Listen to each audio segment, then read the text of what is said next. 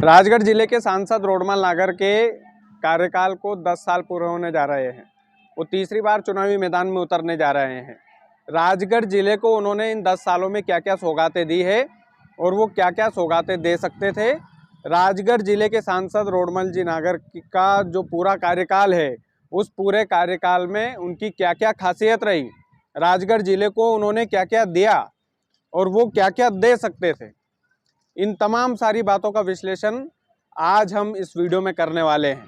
तो सबसे पहले हम खासियत ही गिनवाते हैं, सबसे पहले उनकी उपलब्धियां गिनवाते हैं और आपको बताने की कोशिश करते हैं कि सांसद रोडमल नागर जो वर्तमान में राजगढ़ जिले के सांसद हैं, उनको 10 साल हो चुके हैं। इन 10 सालों में उन्होंने क्या क्या दिया है।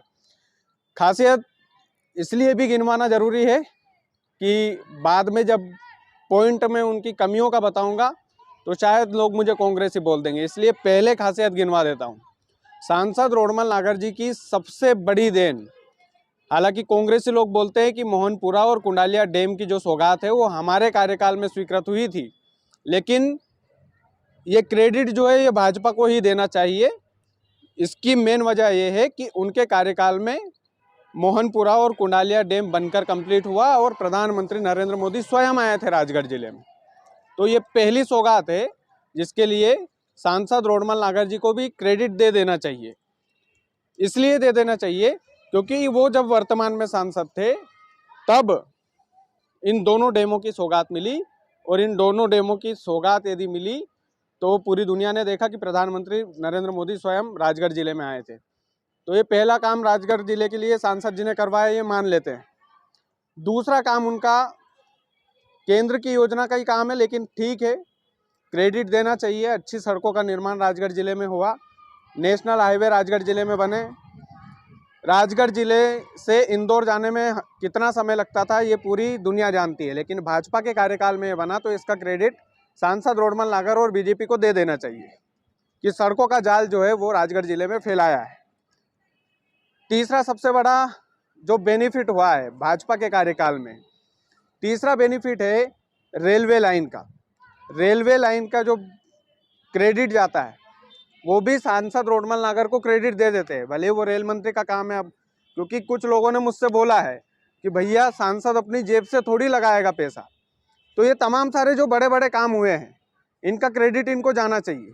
आज दिल खोलकर मैं भी बोल रहा हूँ कि सांसद जी ने ये जो काम करवाए हैं राजगढ़ जिले की उपलब्धियाँ हैं उनके इन 10 साल के कार्यकाल में। लेकिन राजगढ़ जिले को क्या क्या दे सकते थे, अब इस पर आते हैं। आपको और हमको सबको पता है कि 10 साल यदि कोई आदमी सांसद रहे और उसकी सरकार रहे तो वो किस बुलंदी पर हमारे जिले को ले जा सकता था।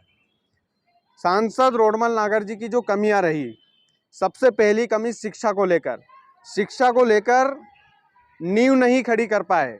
हमारा जिला प्रदेश में सबसे आखिरी स्थान पर आता है, जिले पूरे शिक्षा के मामले में प्रदेश में सबसे आखिरी स्थान पर।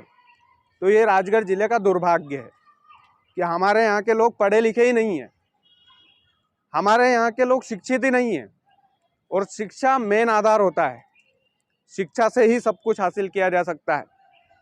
तो शिक्षा को लेकर सांसद जी को सोचना चाहिए, शिक्षा को लेकर कैसे नींव मजबूत करें उनको ये सोचना चाहिए। यदि मौका मिलता है तो राजगढ़ की जनता उन्हें मौका देती है तो।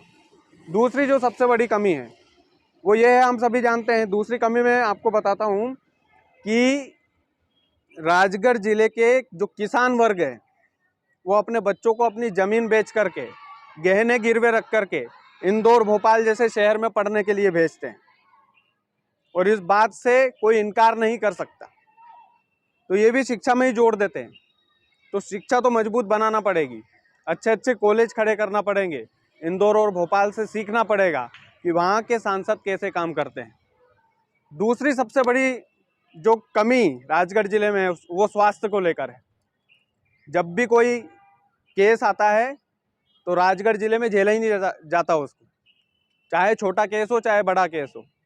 जिला अस्पताल के हालात आप देखते हैं, आए दिन वीडियो वायरल होते हैं।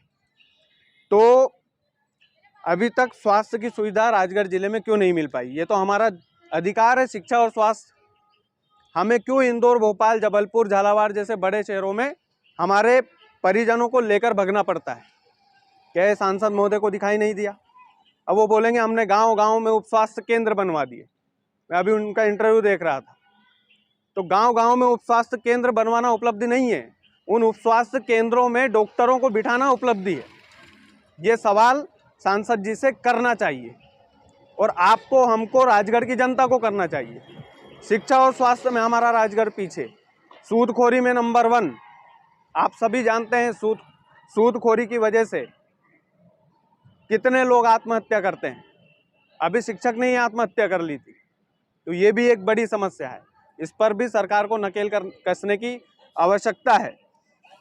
कितनी ही कमियां हैं सर, राजगढ़ जिले में कितनी ही कमियां हैं। पंचायत स्तर पर देखो तो विकास नहीं हुआ, बिल्कुल भी नहीं हुआ। आप भले ही वोट किसी को दें, किसी को नहीं दे, उससे कोई फर्क नहीं पड़ता। मैं आपके दरवाजे पर वोट मांगने नहीं आऊँगा। सांसद जी अगर जीतते हैं तो तीसरी बार जीतने की अग्रिम बधाई उनको। लोग मुझे बोलते हैं कि हाँ यार, ये तो सांसद जी का विरोधी है। बात विरोध की नहीं है, बात सच्चाई की है कि हमारे ज़िले को आपने ये क्यों नहीं दिया। 10 साल में आप क्यों नहीं दे पाए? 10 साल में हमारा ज़िला इतना पिछड़ा हुआ क्यों है? राजगढ़ ज़िला और इंदौर को अगर कंपैरिजन कर देना सर, तो शर्म आ जाएगी। राजगढ़ की जनता का भी कंपैरिजन करके देख लेना कि इंदौर कहाँ खड़ा है, राजगढ़ कहाँ खड़ा है। बहुत सारी चीज़ें हैं, कमियों की लिस्ट है। कभी मौका मिला चुनाव के दौरान इंटरव्यू का तो सांसद जी से ये सारे सवाल करेंगे।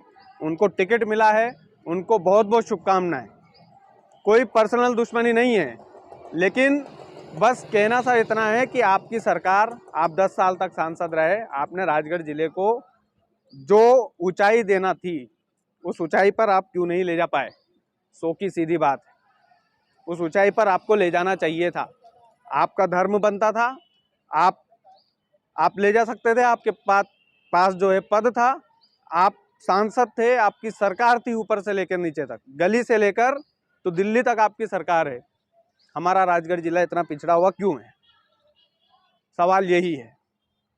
उपलब्धियां मैंने आपकी गिनवाई, वो उपलब्धियां तो कोई भी होता तो वो तो मिल जाती राजगढ़ जिले को, ये पूरा जिला जानता है।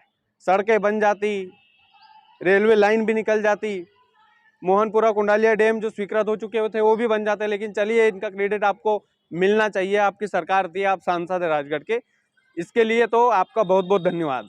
लेकिन हमारे राजगढ़ जिले में ये कमियां क्यों रही? हमारा राजगढ़ जिला इतना पिछड़ा हुआ क्यों है?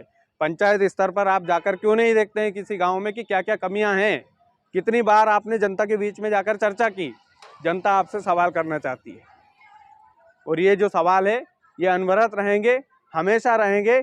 ये 10 साल का कार्यकाल था उनका, सांसद जी का। कमियां बहुत है, लेकिन फिर कांग्रेसी साबित हो जाएंगे अगर लिस्ट लेकर बैठ गए तो।